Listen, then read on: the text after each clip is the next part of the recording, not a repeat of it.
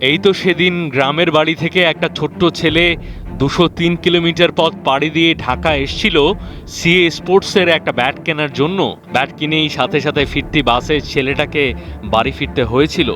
সময় পেরিয়ে সেই ছেলেটা বড় হয়ে জাতীয় দলের জার্সি গায়ে জড়ালো, সহযাত্রী হিসেবে পেল সিএ স্পোর্টসকে। সিএ স্পোর্টসের সাথে আজ থেকে শুরু হলো আনুষ্ঠানিক পথচলা। তাদের পাশে পেয়ে সত্যি আমি গর্বিত। এবং যে মানুষটার কথা না বললেই নয়, তামিম ইকবাল ভাই, সম্মান, ভালোবাসা, অনুপ্রেরণা এই শব্দ তিনটার সাথে আপনার নাম জড়িত। ধন্যবাদ।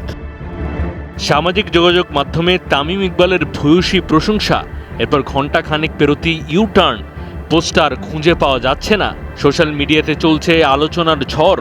ব্যাট বানানোর প্রতিষ্ঠান সিএর সাথে চুক্তি সংক্রান্ত ঝামেলা, নাকি কারো ইশারায় চাপে ইউটার্ন নিলেন? পরের ধারণাটাই সবচাইতে বেশি। কেন এমন আয়নাবাজি করলেন? মুহূর্তে এ সমস্ত নানাবিধ প্রশ্ন জানতে চাওয়াতে সয়লাভ সোশ্যাল মিডিয়া। এর মধ্যে আরিফ আদনান নামের এক দর্শকের লেখাতে উঠে এসছে সমস্ত আলোচনার সারাংশ। রইল সেই লেখার চুম্বক অংশ। হ্যাঁ, পোস্ট করার পর হঠাৎ সরিয়ে নেওয়ার যে ব্যাপারটা, সেটা অবশ্যই একটা সিরিয়াস ইস্যু। মানে একটাবার ভাবুন যে হৃদয়ের মতো একজন প্লেয়ার এই পোস্টটা করে সরিয়ে কেন নিবে? কিসের ভয়ে, কিসের এত চাপ? জি হ্যাঁ, দেশের ক্রিকেটের ভেতরে ভয়ঙ্করভাবে একটা নোংরা রাজনীতি ভর করেছে। ড্রেসিং রুমের অবস্থা ভীষণ নাজুক। তরুণ প্লেয়াররা নিজের মনের ভাব প্রকাশ করতে পারে না। সবসময় তারা ভীত থাকে। কোনো কাজই তারা নিজেদের মর্জি মাফিক করতে পারে না।